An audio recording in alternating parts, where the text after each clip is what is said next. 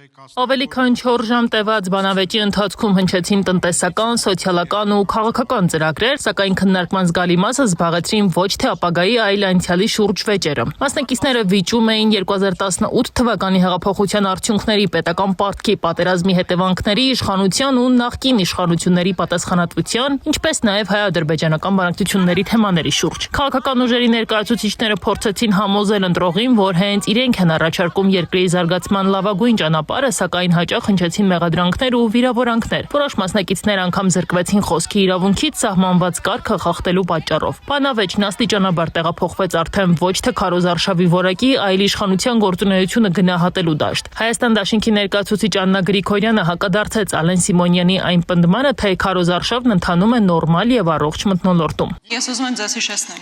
որ մի տղամարդ ԿՊ կուսակցության պաստառը պոկելու համար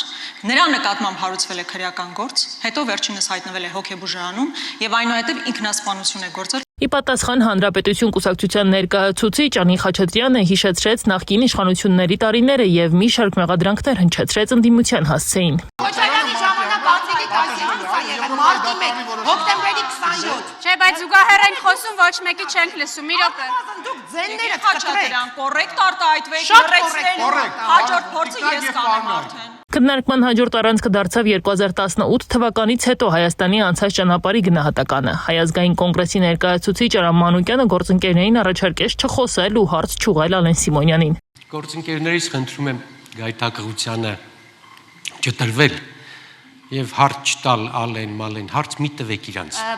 Դուք դրանով իշխանությանը հարց մի տվեք։ Սա դառնում է իշխանության ասուլիսը։ Նիկոլ Փաշինյանի երբեմնի նախկին թիմակից Գևորգ Գորգեսյանի գնահատմամբ հեղափոխությունից հետո հին բարքերին փոխարինելու եկան նոր դեմքով հին բարքերը։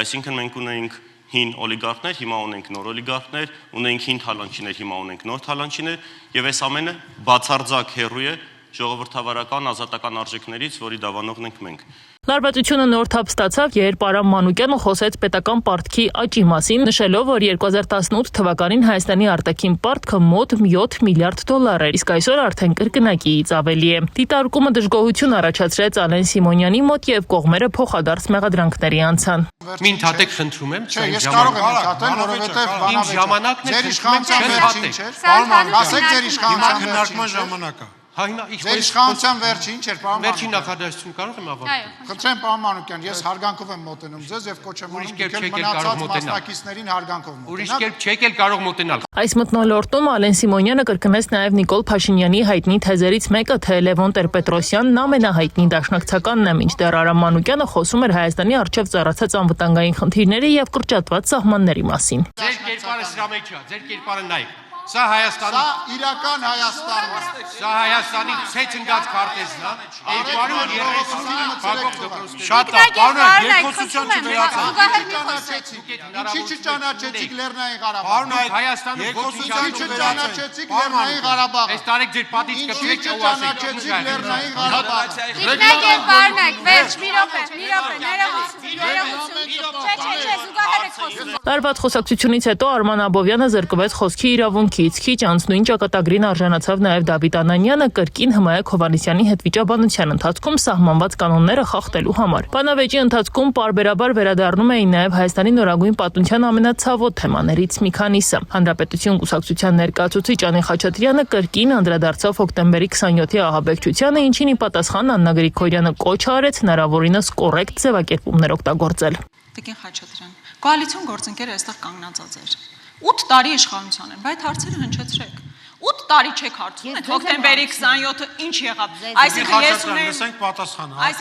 ունեմ իշխանություն բացահայտելու եւ չեմ արել։ Այո, կարելի է հարցը հղել Աննայի, բայց վստահաբար Վարդապետյան։ Արամ Մանուկյանը հրապարակեց Ալեն Սիմոնյանի ավելի վաղ տված հարցազրույցներից մեկից մի հատված, ինչից հետո բանավեճը նորից լարվեց։ Աղդամ իմ հայրենիքն է, բառացի եմ արտագրել։ Դա ինտերվյու չէր։ Հանգիստ եւ փողզիջման մասին խոսք գնալ չի կարող, փողզիջում բառը ընդհանրապես պետք է անվի մեր խոսակցական։ Մեր դժբախտությունները սկսվել է գիտեք երբ 19 թվականին այս մարտիկ մերժեցին երանախագահության 3 գերտերությունների առաջարկը։ Իսկ ամենասուր հակասությունները ծագեցին հայ-ադրբեջանական բանակցությունների այսպես կոչված արևմտյան Ադրբեջանի թեմայի շուրջ։ Իշխանության ներկայացուցիչ ընդդիմադիր գործչին մեղադրում էր ռուսամետության համար ու հետաքրքրվում ռուսական լրատվական գործակալությունում աշխատելու համար, ինչքան աշխատավարձ է ստանում, սակայն հարցի պատասխանը կամ չէր հետաքրքրում, կամ չէր լսում։ Գագիկ Շարուկյանը, Բայց ասացիք, Ֆարս Սիմոնյան։